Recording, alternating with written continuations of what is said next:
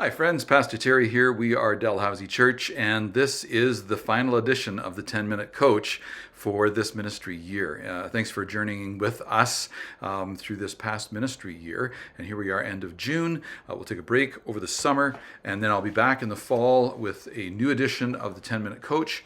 We will be pursuing identity. Who does God say we are?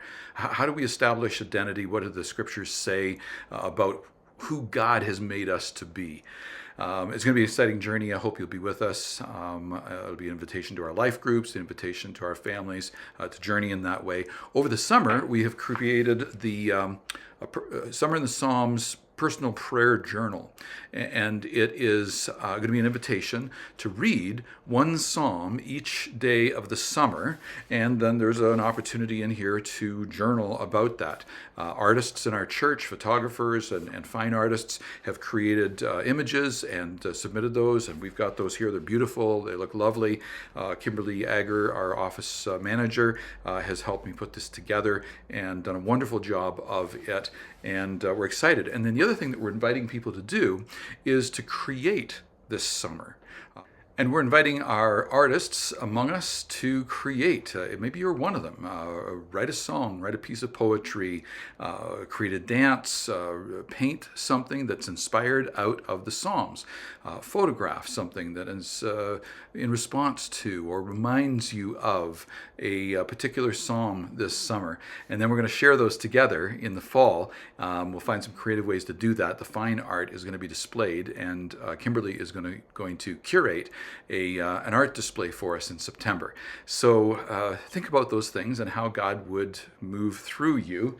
Here we are at the close of the Top 10 series, and in particular we're in commandment number 10, which challenges us in ways that perhaps are surprising. You kind of get to the 10, it's like, yeah, we've been there. I think the challenging surprise is how difficult it is, how relevant it is to our society today, because the 10th commandment says, you must not covet your neighbor's wife, you must not covet your neighbor's house or land, male or female servant, ox or donkey, or anything else that belongs to your neighbor.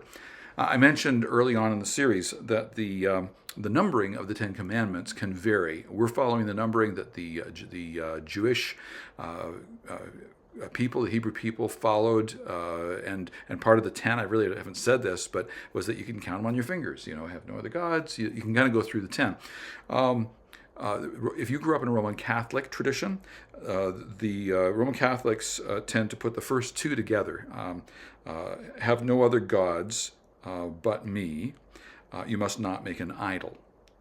They tend to put those two together, and then they separate out 10, what we call 10, into two. You must not covet your neighbor's wife. You must not covet your neighbor's house, land, or things. And I kind of get that. It's not suggesting that your neighbor's wife is his possession, although in some ancient Near East culture would have considered it that way. The Hebrew tradition did not consider it that way strictly.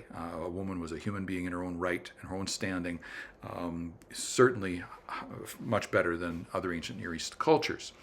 What we want to do here today, though, is to just kind of do a quick run through this idea of coveting, and in particular, I have taken it to the idea that it's related to how our relationship with wealth.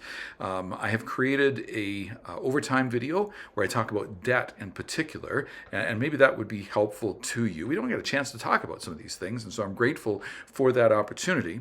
But here I want to talk more about wealth and the ways that we think about money in our culture, in our society, the way that money still is in the place where it can become a god to us. I'll let you kind of reflect on that, but I used this language in the message on Sunday, where we talked about those things that are idols, and how we relate to them, how things become idols to us. The reality is that an idol is a good thing that has become an ultimate thing, and so anything. A substance, an object, a behavior, an idea, or a person, anything that the desires, the passions of the human the sinful nature, would look to, anything that we would look to, that we would pursue, invest our time and our energy in, our money into, anything that we would look to as a first choice before we would seek God as a way to meet our basic needs. So our basic needs for love, value, acceptance, comfort, power, security, purpose, identity, these things become idols. And so that which we would covet, that which we would pursue, that ache that would be behind an appetite that we cultivate, we then put our will toward it. I'm going to get it. I'm going to achieve this. I want that thing. I want that someone, and it becomes coveting. The problem is that it takes the place of God. It becomes an idol in our life. And toward the close of the message, that's where I kind of tried to tie this all together, that the Ten Commandments really come down to what Jesus speaks of in the Gospels, where he says the greatest commandment is this: love the Lord your God with all your heart, soul, mind, and strength. And the second is like unto it, love your neighbor as yourself.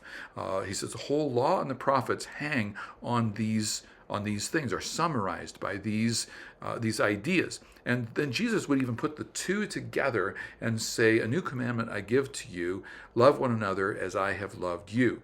Love one another, have no other gods. See one another as representing him, love one another, and as we are made in the image of God, we are effectively loving him as we're loving one another in the way God has loved us.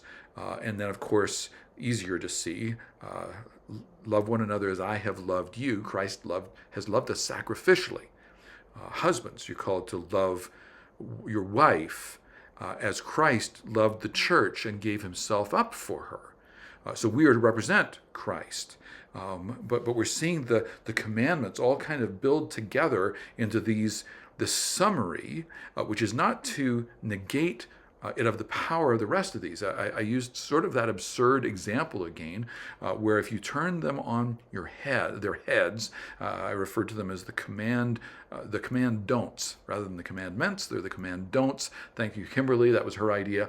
And you turn them on their head and you realize how absurd it is for anything other than these things to be true. Of course, these continue to have power and influence in our life. And so I'm inviting you to reflect on these things. I'm inviting you to think about how God has even used things that you don't have or periods of want as a way to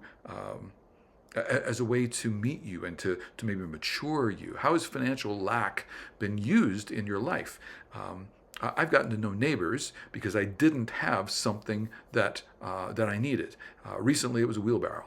I remember a neighbor getting to know me because I had a ladder, and we had established a bit of relationship, and they were willing to borrow it from me.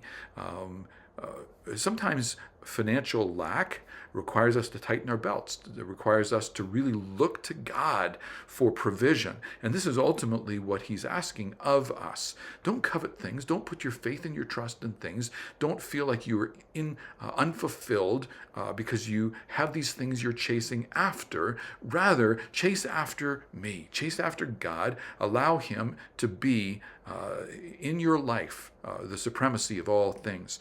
And that is where we kind of get this summary of the top 10, and they all come together in this way. I'll let you work your way through the other questions on the back of our sermon notes, sermon-based questions that came out of the message this week, Deuteronomy 5, chapter 21, and then we looked into the balance of Deuteronomy, where Moses would amplify these concepts for us and invite us to become faithful followers of Yahweh, representing him in the land he's given us now, that we would be his hands and feet, and others would see who he is, the greatness of who he is, through us. Thank you for the journeying with me. I'm Pastor Terry Lee. We are Dalhousie Church, and this has been the 10-Minute Coach. Bless you. Bye for now.